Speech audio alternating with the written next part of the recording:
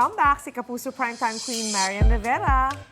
Bibida si Marian sa series na Behind Closed Doors na mapapanood dito sa GMA Network at sa Prime Video.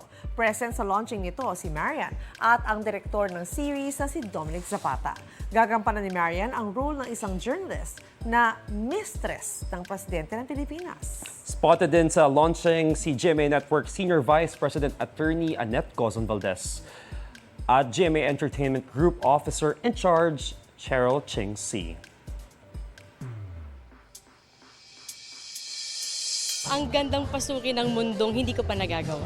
Marami akong kailangan pag-aralan dahil sabi ko nga kanina, first time ko nagagampanan bilang isang journalist. So yung mga malapit sa buhay ko, kailangan ko kayong observe, pag-aralan at kung paano ba talaga ang tama at para makahubog ako ng character. Saka na i-reveal yung plot and everything, pero it's a very exciting concept.